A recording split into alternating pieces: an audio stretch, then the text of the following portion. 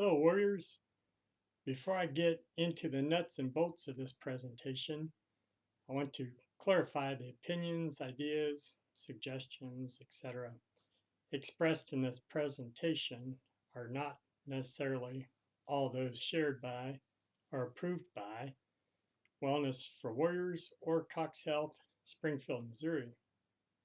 Right about now, I can see Kerry Miller saying, uh-oh, what's he going to do? Just covering our hides, dude. And that, my friends, is probably about as lighthearted as it's going to get during this presentation.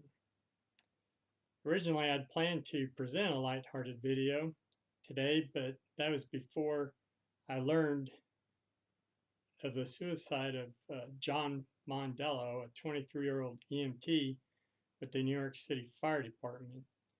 He had only been on the job since January.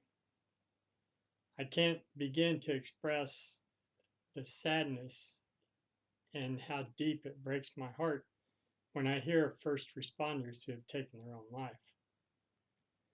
I'm enough of a realist to know, despite our best efforts, quantity and quality of educating, coaching, or training, we will never be able to prevent every suicide.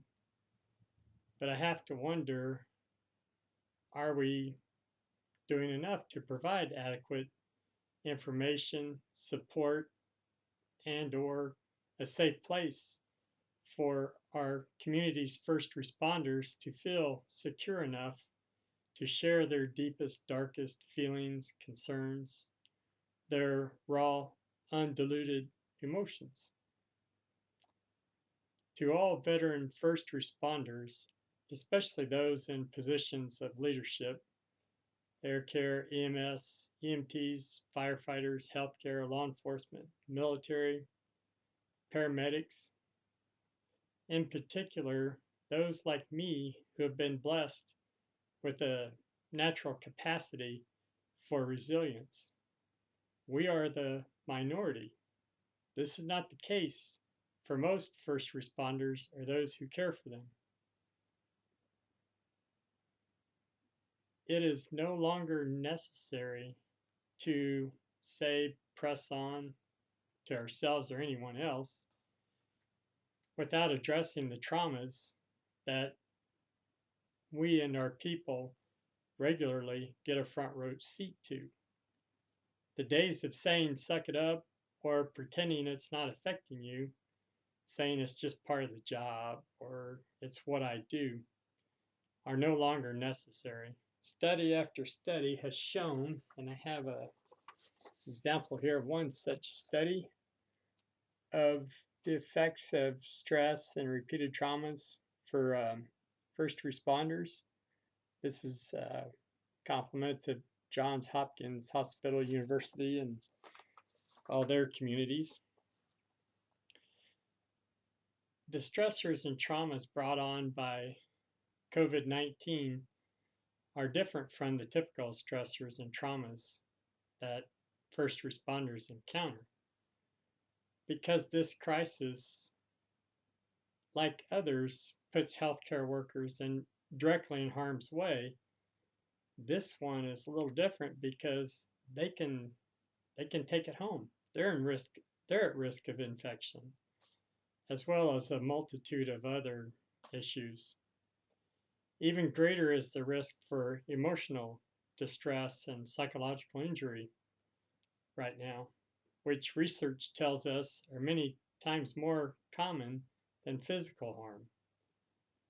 First responders' fear and anxiety may be compounded by worries about their families and loved ones, new demands and new roles, being overworked, and just plain old exhaustion.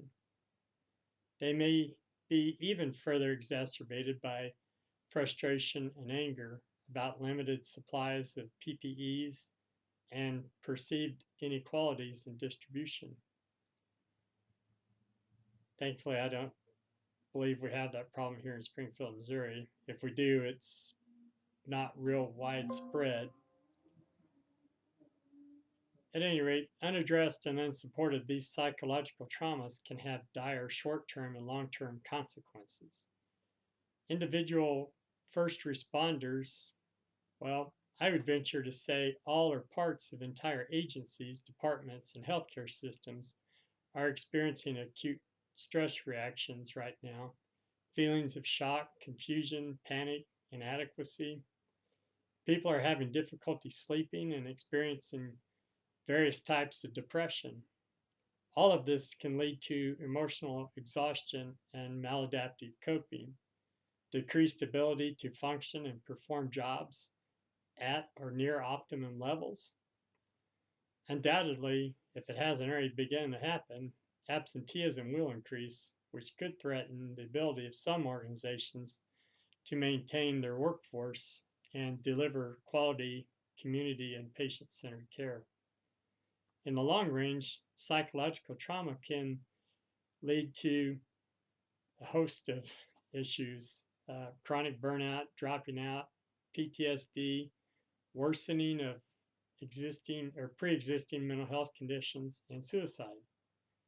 To preserve well being and resilience, it is imperative we provide the necessary and adequate support and tools to our first responders, colleagues, and employees, which in turn will undoubtedly contribute favorably to any organization's bottom line.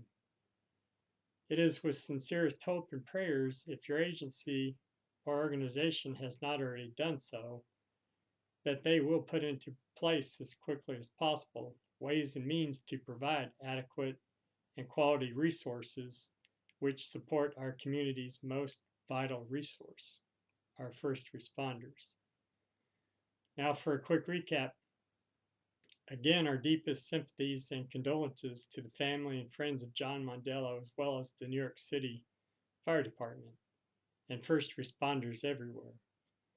This is a sad, crappy time. To leadership and veteran first responders and healthcare workers, please do not neglect the importance of building resiliency and taking utmost care of those under your charge.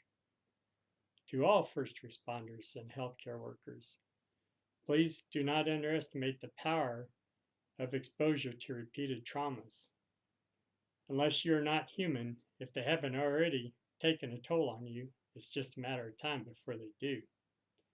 Please do not neglect educating yourself on and taking steps in building resiliency with safe and effective and legal methods of self-care. Now, before I sign off, I implore everyone who watches this video to become more intentional about looking out for each other and enacting or taking part in building resiliency and promoting safe and effective methods of safe care. Thank you for watching. Thanks for all you do. Please share this video. Please subscribe to the Wellness for Warriors YouTube channel. Like us on Facebook and stay tuned. Take care and God bless. And remember, if you want or need someone to talk with, we are here for you.